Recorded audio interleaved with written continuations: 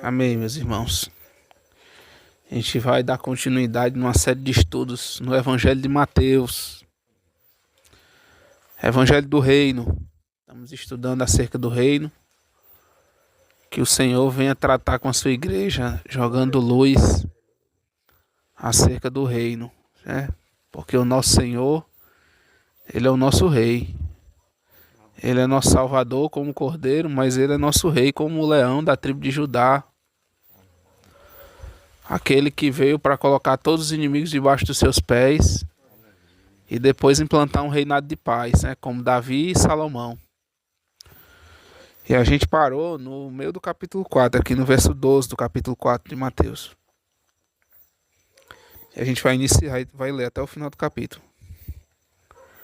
Diz assim: Jesus, porém, ouvindo que João estava preso, voltou para a Galiléia e, deixando Nazaré, foi habitar em Cafarnaum, cidade marítima, nos confins de Zebulon e Naftali, para que se cumprisse o que foi dito pelo profeta Isaías, que diz: a terra de Zebulon e a terra de Naftali, junto ao caminho do mar, além do Jordão, a Galiléia das nações. O povo que estava assentado em trevas viu uma grande luz, e aos que estavam assentados na região e sombra da morte, a luz raiou. Desde então começou Jesus a pregar e a dizer: arrependei-vos, porque é chegado o reino dos céus. E Jesus, andando junto ao mar da Galiléia, viu dois irmãos, Simão, chamado Pedro, e André, os quais lançavam as redes ao mar, porque eram pescadores. E disse-lhes: vinde após mim, e eu vos farei pescadores de homens. Então eles, deixando logo as redes, seguiram-no. E adiantando-se dali, viu outros dois irmãos, Tiago, filho de Zebedeu, e João, seu irmão, num barco com Zebedeu, seu pai, consertando as redes, e chamou-os. Eles, deixando imediatamente o barco e seu pai, seguiram-no. E percorria Jesus toda a Galiléia, ensinando nas suas sinagogas e pregando o evangelho do reino, e curando todas as enfermidades e moléstias entre o povo. E a sua fama correu por toda a Síria, e traziam-lhe todos os que padeciam acometidos de várias enfermidades e tormentos, os endemoniados, os lunáticos e os paralíticos, e ele os curava. E seguia uma grande multidão da Galiléia, de Decápolis, de Jerusalém, da Judéia e da além do Jordão. Amém. Pai, nós te rogamos graça para compreendermos, Pai, a tua palavra. Socorre-nos, Senhor, em nome de Jesus. Amém. Amém. Irmãos, amém. A gente continua aqui no ministério do Senhor. E a palavra diz aqui no verso 12, né? Jesus, porém, ouvindo que João estava preso, voltou para a Galiléia para iniciar o seu ministério. E deixando Nazaré, foi habitar em Cafarnaum, cidade marítima, nos confins de Zebulon e Naftali, para que se cumprisse o que foi dito pelo profeta Isaías, que diz: a terra de Zebulon e a terra de Naftali, junto ao caminho do mar, além do Jordão, a Galiléia das nações. O povo que estava assentado em trevas viu uma grande luz, e aos que estavam assentados na região e sombra da morte, a luz raiou.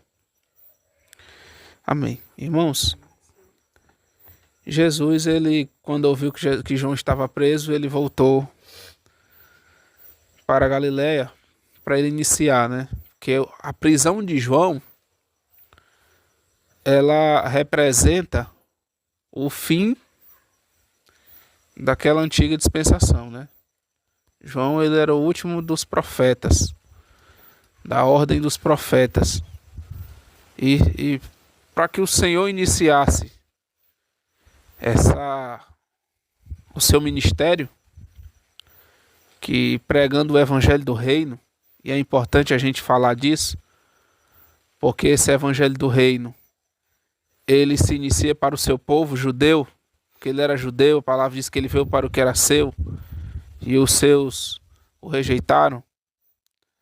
Mas a todos quantos o receberam, deles o poder de serem feitos filhos de Deus. O Senhor, principalmente aqui no Evangelho de Mateus, que é o da ênfase no reino, ele veio cumprir o que estava profetizado nos profetas, que viria o Messias, né? E ele traria descanso ao povo, ao seu povo, que era o povo judeu. Então esse evangelho do reino foi pregado primeiro a eles. Então João é preso e Jesus inicia. Ele retoma o seu ministério. E é interessante aqui, porque o lugar, a terra de Zebulon e a terra de Naftali, como diz o profeta Isaías,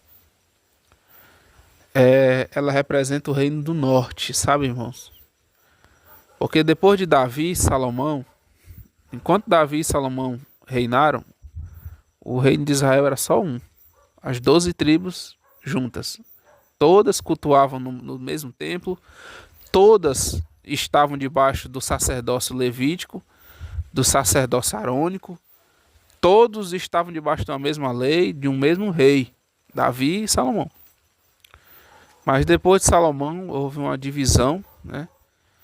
10 tribos foram para o norte e 2 tribos para o sul. 2 tribos é o reino do sul, que é o reino de Judá, permanecendo debaixo da descendência de Davi, com Roboão, né?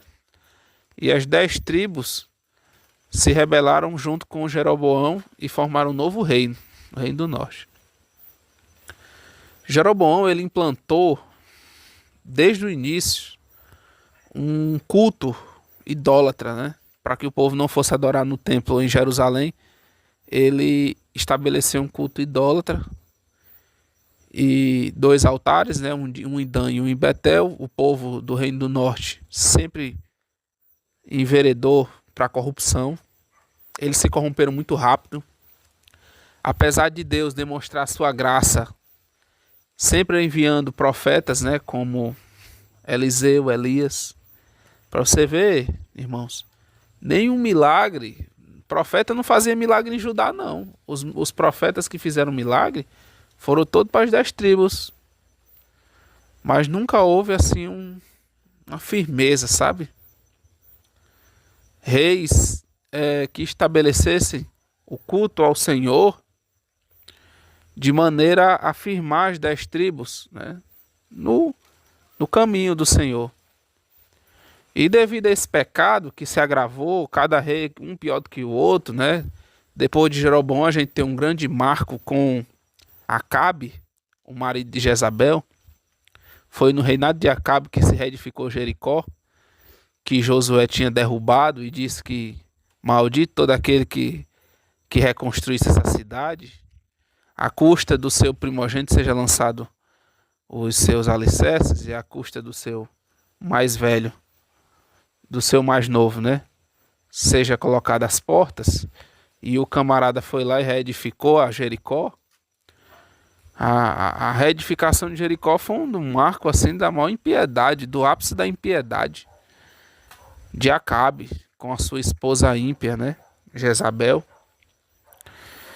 E aí o Senhor enviou o juízo, né?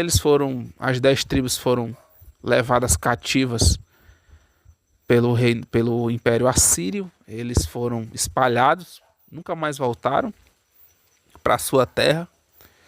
E é aqui, ó, terra de Zebulon, terra de Naftali. Naftali e Zebulon pertenciam ao Reino do Norte.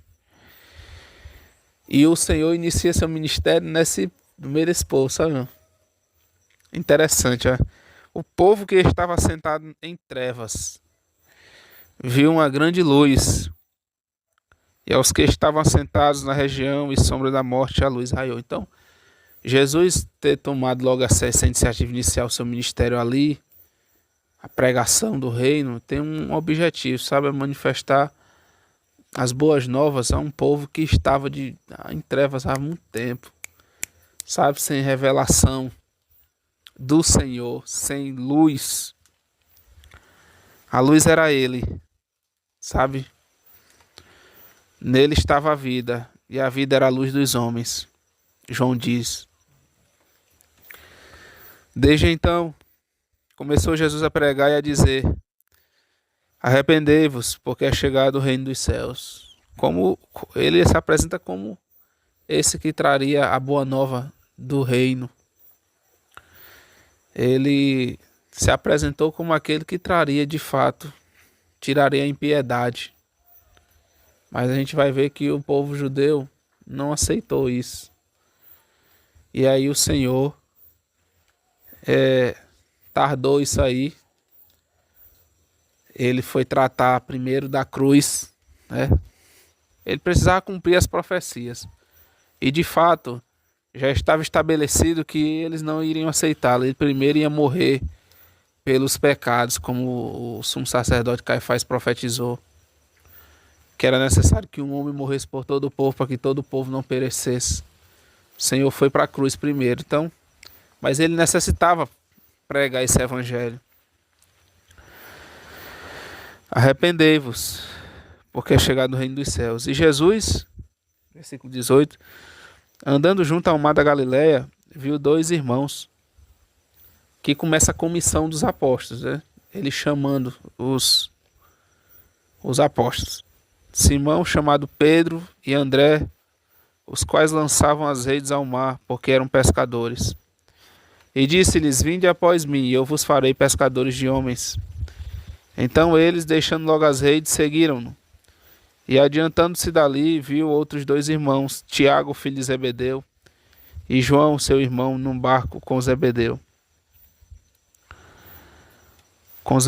seu pai, consertando as redes, e chamou-os. Eles, deixando imediatamente o barco e seu pai, seguiram. É interessante, irmãos, aqui a gente tem que ver que na comissão do Senhor chamando os apóstolos, ele deixa bem claro o que seria a ênfase do ministério de cada um, sabe? Pedro e André estavam lançando redes. E de fato, isso aqui mostra que a função de Pedro era evangelizar. Era ganhar almas. Você vê Pedro ali em Atos dos Apóstolos, né? Lançando as redes, pegando 3.000, depois 5.000, né? E Pedro lançou as redes. Esse era o ministério de Pedro, sabe? Pedro foi o primeiro a ser levado para os gentios lá na casa de Cornélio, lançou as redes lá também. Então esse lançar de redes era o ministério de Pedro. Mas aqui João e o seu irmão estavam consertando as redes, sabe? Isso aqui também revela a ênfase do ministério de João, que era consertar as redes, sabe? Pedro lançou, mas João, ele escreveu as epístolas dele, tanto o Evangelho segundo João, como o 1 João, 2 João, 3 João e Apocalipse. Com esse ministério, você vê ali em Apocalipse, os primeiros 3 capítulos, ele é consertando rede. Ele manda nas cartas para as igrejas, sabe? O Espírito falando. Assim diz o Espírito, a igreja que está em Éfeso, Esmirna, sabe? Pérgamo. E aí vai. Então a gente vê que o ministério de João era consertar as redes. Ele inicia seu evangelho falando: no princípio. O princípio era o verbo. E o verbo estava com Deus, o verbo era Deus. Lá em 1 João ele começa de novo, no princípio. Sabe? Você vê que ele quer trazer a gente para o princípio, ele quer remendar as redes. Ele entrega epístola para as igrejas. João, a ênfase do evangelho de João era isso. O ministério de João era isso, era consertar as redes, sabe? João trazia a doutrina. Quando ele via que a igreja estava se corrompendo, ele, sabe, ele mandava epístolas, ele visitava, ele estava ali para remendar as redes. Isso aqui, essa comissão do Senhor, para com o jeito que ele os encontrou, fala bem do que seria o ministério desses dois. Lembrando que a gente ainda não entrou nos 5 discursos, sabe? A gente está aqui introduzindo ainda, né, o Evangelho de Mateus. Vamos continuar no verso 23. E percorria Jesus toda a Galileia, ensinando nas suas sinagogas, e pregando o evangelho do reino, e curando todas as enfermidades e moléstias entre o povo. E a sua fama correu por toda a Síria, e traziam-lhe todos os que padeciam acometidos de várias enfermidades e tormentos, os endemoniados, os lunáticos e os paralíticos, e ele os curava. E seguiam uma grande multidão da Galiléia, de Decápolis, de Jerusalém, da Judéia e da além do Jordão. Então esse evangelho do reino, ele, de primeiro momento, o Senhor foi recebido, sabe? Lá em Zacarias é profetizado isso aí, sabe? Que Jesus, no primeiro momento, ele seria recebido pelo seu povo, mas depois ele seria rejeitado. E o Senhor vem aqui se apresentando como, com esse evangelho do reino, a boa notícia do reino, que o reino dos céus chegou, para que o povo cresça, que o seu Messias chegou, o seu libertador. E a sua credencial eram os milagres. O Senhor não fez milagre porque ele queria, porque ali ele estava dentro de um plano, né? Sabe, ele estava dentro de um plano. Ele dentro desse plano, ele curou porque ele queria. Mas os milagres, irmãos, aqui, ele tem um objetivo, sabe? Que as pessoas cresçem, porque a palavra diz que os judeus pedem sinais e os gregos sabedoria, né? Os gentios querem sabedoria e os judeus, eles precisam de sinais. Eles querem ver fogo, fumaça e bomba. E o Senhor teve que dar para eles aí esses sinais que autenticavam que ele era de fato o Messias. E ele curou mesmo, irmãos. E a gente sabe que multidão gosta de milagre. Se você tem milagre, meu irmão, tem multidão, viu? Se tem cura, tem multidão. Agora, se tem cruz, ele está sozinho. O Senhor estava sozinho, né? Na cruz, ele estava sozinho. Mas enquanto era um milagre, a gente vê aqui uma multidão, porque as pessoas gostam, meu, de oba-oba. Entendeu? As pessoas querem mesmo serem curadas e serem libertadas dos seus problemas. Então, isso atrai muita gente. Mas isso aqui está dentro de um plano do Senhor. Amém. Vamos iniciar aqui no capítulo 5, até onde o Senhor nos permitir. Capítulo 5 diz assim: Jesus, vendo a multidão, o Senhor vai tratar com a multidão, subiu ao monte e, assentando-se, aproximaram-se dele e os seus discípulos.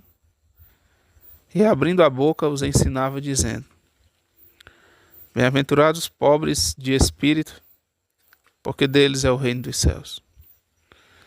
Bem-aventurados os que choram, porque eles serão consolados. Bem-aventurados os mansos, porque eles herdarão a terra. Bem-aventurados os que têm fome e sede de justiça, porque eles serão fartos. Bem-aventurados os misericordiosos, porque eles alcançarão misericórdia. Bem-aventurados os limpos de coração, porque eles verão a Deus. Bem-aventurados os pacificadores, porque eles serão chamados filhos de Deus. Bem-aventurados os que sofrem perseguição por causa da justiça, porque deles é o reino dos céus. Bem-aventurados sois vós, quando vos injuriarem e perseguirem, e, mentindo, disserem todo mal contra vós, por minha causa. Exultai e alegrai-vos, porque é grande o vosso galardão nos céus. Porque assim perseguiram os profetas que foram antes de vós. Amém. Até aqui. Até o versículo 12. Então aqui, irmãos, capítulo 5, a gente inicia aqui o primeiro sermão, o primeiro discurso do Senhor, que vai do capítulo 5 até o capítulo 7. Aqui a gente se inicia os 5 discursos, sabe, Jorge? É interessante porque Moisés subiu um monte, não foi, para receber a lei? E Jesus, semelhantemente, ele sobe, né, um monte, subindo e assentando-se, subiu um monte. Esse ato de subir, sabe? Aqui o Senhor vai falar da realidade do reino dos céus. A dificuldade começa aqui, sabe, irmãos? Porque você vê que ele viu uma multidão, mas quem se aproximou foi os discípulos. Foi os seus discípulos, sabe? Quem se aproximou foi os seus discípulos. E agora ele vai entregar a realidade desse reino. No primeiro discurso do Senhor, que vai do capítulo 5 até o 7, ele fala da realidade do reino dos céus. O que é essa realidade? Porque assim, a lei, a palavra diz assim, que o homem que cumpre essa lei, por ela viverá, Moisés disse, né? E o que era a lei, né? A lei, a gente tem os mandamentos, que é o preceito moral, o caráter de Deus, e os rituais, né? As festas, os sacrifícios, sabe? Tudo aquilo dali faria com que o homem vivesse por ela. E a lei, você vê que a lei, ela é muito baseada no exterior. O que o homem faz, sabe? Cumprindo essas coisas, por elas viverá. Mas o reino dos céus agora é uma realidade interior. Tá aqui, ó. Não é mais. Então a dificuldade começa aí, né? Porque se era difícil guardar a lei, agora é impossível. Porque agora vai passar a ser uma mudança interior, da qual o homem está fora da competência humana. A realidade do reino é algo tremendo. Mas o Senhor aqui, a gente precisa compreender todo o evangelho para a gente compreender o que é essa realidade do reino. Porque o Senhor disse a Nicodemos, em verdade te digo, Nicodemos, tu mesmo com toda a sabedoria de mestre, toda a tua honra, que se tu não nascer de novo, tu não poderás ver. Se tu não nascer da água e do Espírito, não vai poder entrar no reino. O reino dos céus é algo espiritual, que precisa nascer de novo. Então, a gente vai ver essa realidade. Por que a gente precisa nascer de novo? Ele começa, ó, bem-aventurados, que significa felizes, felizes. Os pobres de espírito, porque deles é o reino dos céus. É interessante, irmãos, por que felizes os pobres de espírito? Porque o pobre de espírito, ele é alguém que ele necessita, sabe? Ele necessita da graça. Ele é alguém que chega diante de Deus sem recomendação nenhuma de suas boas obras, de algo que o torne agradável diante de Deus. Ele só chega com o coração quebrantado para receber de Deus a misericórdia e a graça. Uma pessoa pobre de espírito, ele é alguém que ele necessita. Se você vê a parábola do rico e Lázaro, em que o Senhor fala do pós-morte, você vai ver que havia um homem rico e Lázaro. O Senhor fala só isso aí dos dois. Lázaro ele chama pelo nome, o homem rico não tem nome, só é o nome rico. Porque Lázaro significa aquele que confia em Deus. Então, o pobre de espírito é alguém que confia em Deus. Tá entendendo? O homem rico, ele morreu e foi sepultado. Só isso. não tinha nome, não era conhecido de Deus, mas Lázaro era. Lázaro morreu, os anjos vieram e o levaram para o seio de Abraão. Lázaro era alguém pobre de espírito. Não é que Lázaro ele era pobre, andrajoso, né? Que a gente via ali que ele era agradável diante de Deus. Não. É porque ele era pobre de espírito. Ele confiava somente em Deus. Em mais nada. Pobre de espírito é esse. Sabe? É diferente, sabe, irmãos? É diferente. O pobre de espírito, ele não confia no homem, não. É só em Deus. Só tem Deus. Esses dias eu cheguei pra... Tem na minha rua. Moram duas pessoas que moram lado a lado, sabe? Uma é uma pessoa extremamente religiosa. E outra é uma mulher recém-convertida ao evangelho. Que ela é lésbica, vivia com outra pessoa, com outra mulher. E ela deixou esse relacionamento e hoje é uma nova criatura. Creu no evangelho. Enquanto a pessoa que mora do lado dela, uma pessoa religiosa, mas que nunca abandonou a sua maledicência, a maneira com que ela deseja mal às pessoas, a maneira com que ela trata mal as pessoas, sabe? Ela se orgulha de ter uma língua afiada. E isso é complicado. Falei pra ela, olha, essa mulher ela foi transformada. Você via a vida dela. Você sabe que hoje ela é uma nova pessoa. Pelo seu falar, pelo seu modo de vestir, pelas suas atitudes. Você sabe quem é aquela pessoa. E quando eu olho para aquela pessoa, eu vejo uma luz, sabe, diferente. Inclusive ela ficou até mais bonita. Hoje ela é uma nova criatura mesmo. E a senhora sabe por que ela foi transformada? Porque ela creu na verdade. Transformação nenhuma vem da mentira não, viu?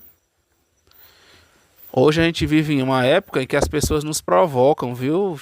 Viu, Xinha? Eu tô na minha denominação, a gente crê assim, a gente faz isso. Eu ando ali no meu no meu terreiro de Umbanda, porque eu creio assim. Eu ando ali no meu centro espírita, porque eu creio assim. Eu ando na minha igreja tal e na minha denominação fulano e tal, porque eu creio assim. O homem, ele pode crer no que ele quiser, mas uma nova criatura, vê, irmão Francisco, uma nova criatura só Jesus Cristo faz. Uma pessoa abandonar os seus pecados e começar a viver uma nova vida é obra do alto. Religião nenhuma faz uma nova criatura, não. Só a verdade que está em Jesus Cristo. É o poder de Deus, viu? Falei isso para ela. Espero que ela tenha... Ela disse que eu creio que Jesus Cristo morreu pelos pecados, mesmo meus pecados, sou uma pecadora. Eu creio, eu espero que ela creia no que ela está dizendo, em nome de Jesus. Irmão. Então, pobre de espírito é esse, sabe? Pessoa pobre. Porque ele não se confia em nada além de Deus, só confia em Deus. Lázaro significa isso, aquele que confia no Senhor. E o evangelho, ele é para essas pessoas, o reino é para essas pessoas. O reino é muito grande. A glória do reino é muito tremenda. Não divide com ninguém. Não é a minha glória e a glória do reino do céu que vai competir, não, irmão, não. É eu sou sendo nada e o reino sendo tudo que vai dar certo o negócio. É eu sendo um vaso vazio e o reino glorioso para me preencher completamente. Vai ser lindo. Agora se eu for um pavão para trazer o reino do céu para minha glória e a glória do reino ficar competindo, não. No reino é toda a glória para Deus. Por isso que só fica bonito, só é adequado com um vaso vazio, uma pessoa pobre de espírito, alguém esvaziado de si mesmo, alguém que não tem nada. Jesus Cristo é tudo em mim, pronto. Aí funciona. Pobre de espírito é esse. Por isso que é feliz essas pessoas. Bem-aventurados os que choram, porque eles serão consolados. Irmão, isso aqui é uma condição que a gente vê pouco hoje em dia, viu? A condição de quem chora. Quem chora, ele chora porque nesse mundo, a palavra diz assim, ó, o mundo jaz no maligno. Sabe? É uma contradição. Perdão aqui, viu, irmãos, em trazer isso aqui para o grupo. É uma contradição. Eu creio que a gente está vivendo um milênio, que promete um dia, o milênio é um dia, porque para Deus 1000 anos é como um dia, e um dia como 1000 anos é um dia de descanso. Sendo que a palavra diz aqui que quem o cidadão do reino, ele está chorando. Porque a gente vive num tempo, num mundo que faz oposição a Deus e a tudo que é de Deus. É uma contradição, né? Como é que eu digo que eu estou vivendo um milênio que fala de um dia de descanso, de alegria, de bodas com Cristo, para agora, se eu estou chorando? Não. Milênio não é um momento agora, não é um momento que a gente vai chorar, não. A gente chora agora. Nessa era, a presente era má, em que a gente batalha como igreja. A palavra diz para a gente se revestir de toda a armadura de Deus, para que possais resistir no dia mau, para que possais resistir às astutas ciladas do diabo. A gente chora, irmãos, porque nossos familiares não creem no Evangelho. A gente chora porque a gente vê uma igreja endurecida, sabe? Uma igreja insensível à verdade da palavra. A gente chora porque a gente olha pra gente e a gente vê os nossos pecados. Que a gente, apesar de ser nova criatura, a gente tem pecado. E a gente vê isso convivendo conosco. O crente, ele chora por vários motivos. A gente chora porque a gente vê gente morrendo sem crer em Cristo. A gente chora. A palavra diz, felizes, porque esses entendem o coração de Deus, viu, irmãos? Quem chora, os católicos carismáticos chamam de dom das lágrimas, né? Quem participa do dom das lágrimas, ele chora porque ele sabe que esse mundo perece no maligno. Quem chora em oração pelas vidas, ele chora porque ele sabe que esse mundo é perverso. Bem-aventurados os mansos, porque eles herdarão a terra. Por muito tempo, Sr. Francisco, eu tinha dúvidas sobre o que é uma pessoa mansa. Mas vendo a vida de Moisés, eu vi o que é uma pessoa mansa, sabe? Moisés, ele era uma pessoa cheia de autoridade da parte de Deus. Mas um dia, ele casou com uma mulher etíope, e aqui dali tem um sentido espiritual, que muitos não consideram, mas eu vejo aqui dali como algo espiritual. E Arão e Miriam, sua irmã, se levantam contra ele no acampamento, não gostam daquele casamento dele. E Moisés e Deus se levanta a favor de Moisés. Porque a palavra diz assim, Deus diz, em toda a terra não havia homem mais manso do que Moisés. E eu vi que uma pessoa mansa é alguém que entrega a sua justiça a Deus, sabe? Uma pessoa mansa não é alguém que não pode se defender, porque Moisés poderia se defender, Moisés tinha autoridade para bater o pé e dizer, ó, vocês ficam aí na sua, viu? Vocês me respeitem. Vocês não sabem o que eu tô fazendo? Por que vocês estão brigando? Não, mas ele ficou calado, irmão. Deus se levantou em favor dele. Ó, meu servo Moisés, eu converso com ele todo dia, face a face. Como é que você se levanta contra Moisés? Puniu Miriam com lepra. Não puniu Arão porque Moisés se intercedeu por ele. Então, manso é uma pessoa que não tem justiça própria. A palavra diz, não vos vingueis a vós mesmos, mas dai lugar à ira, porque está escrito, minha é a vingança, minha é a retribuição, diz ao Senhor. Então, bem-aventurados os mansos, porque eles herdarão a terra. Como é o nome? O Senhor, justiça nossa, é Jeová.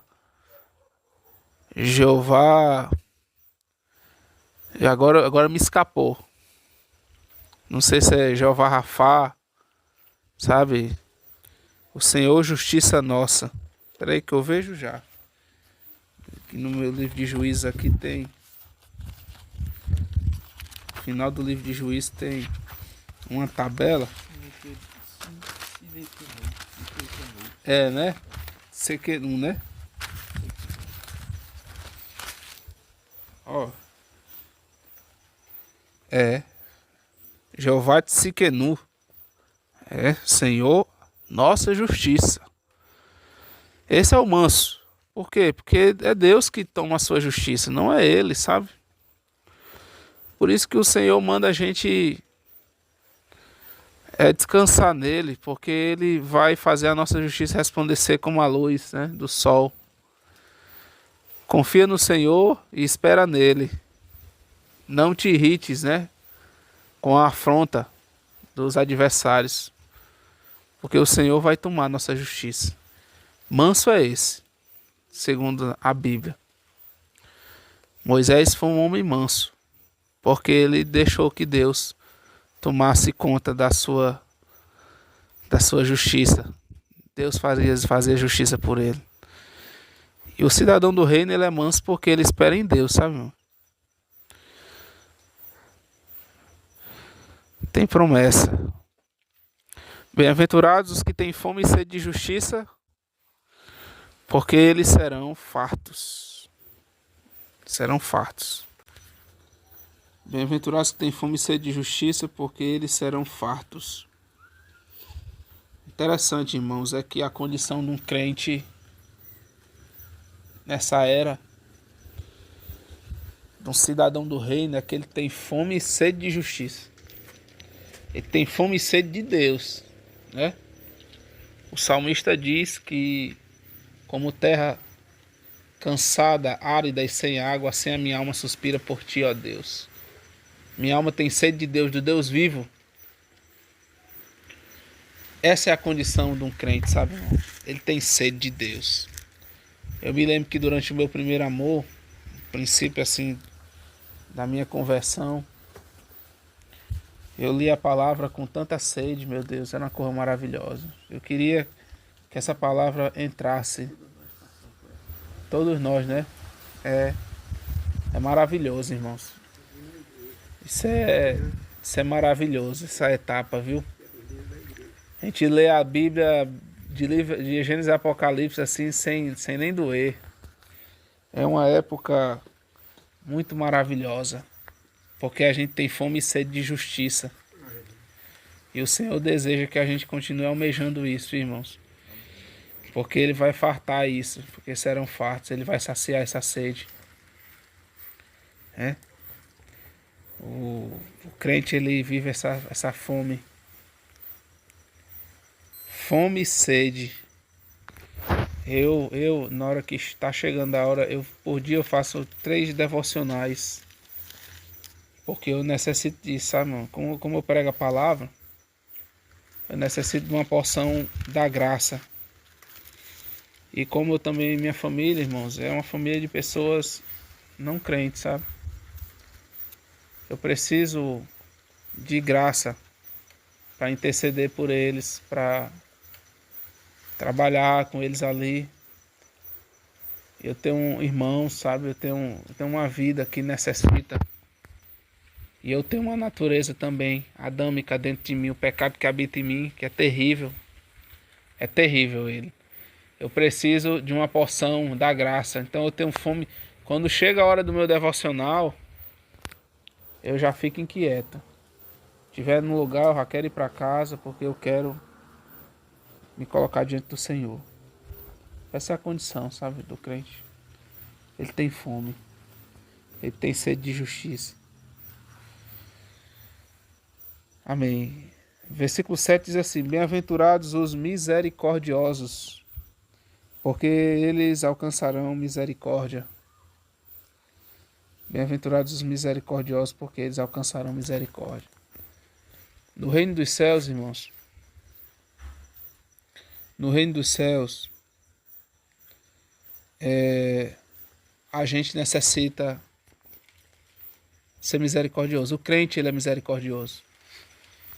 Aqui diz que bem-aventurado que tem sede e fome de justiça, né? Ele é justo, mas ele também é misericordioso.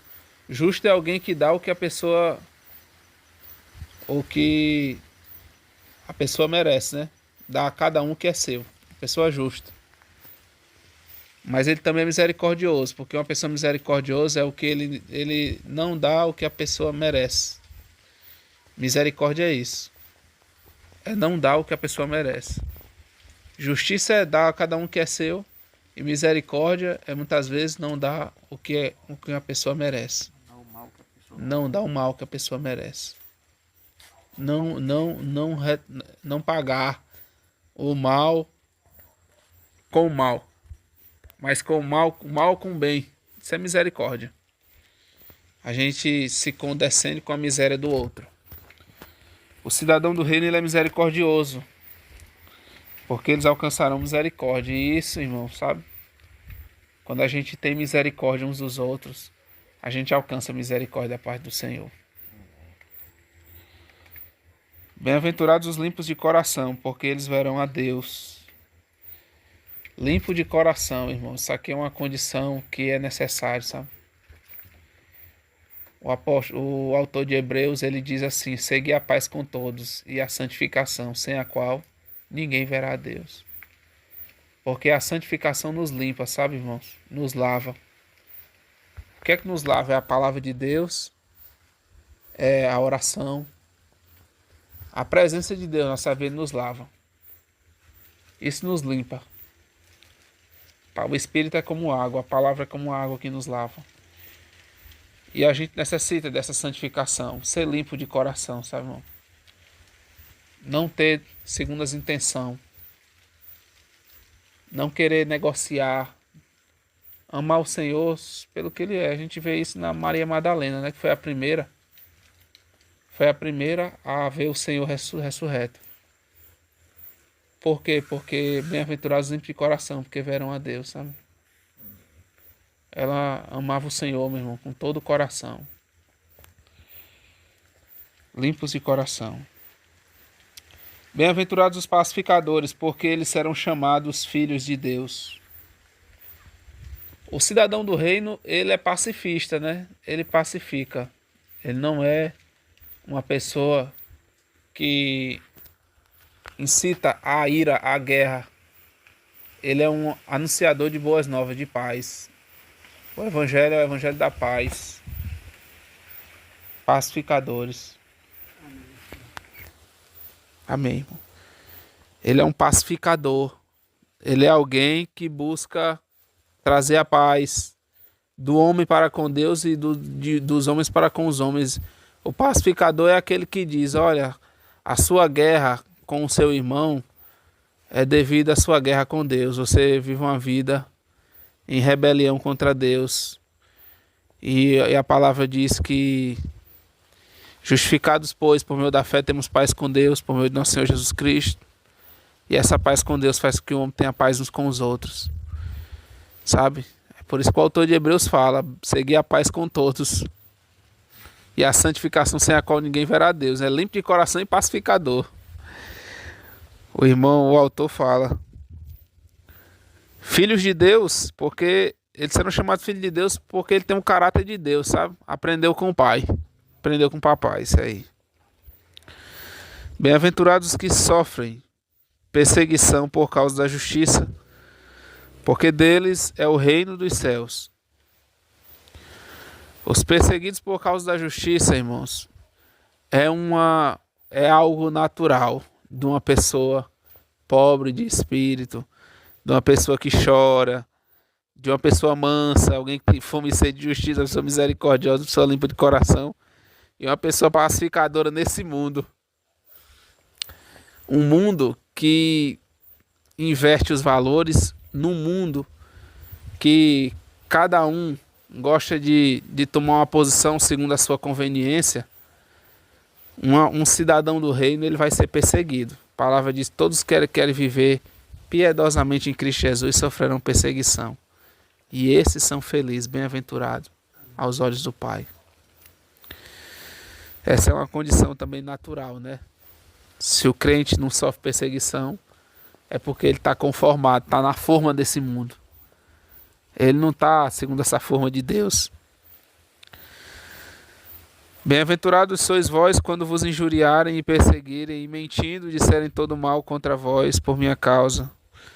Exultai e alegrai-vos, porque é grande o vosso galardão nos céus.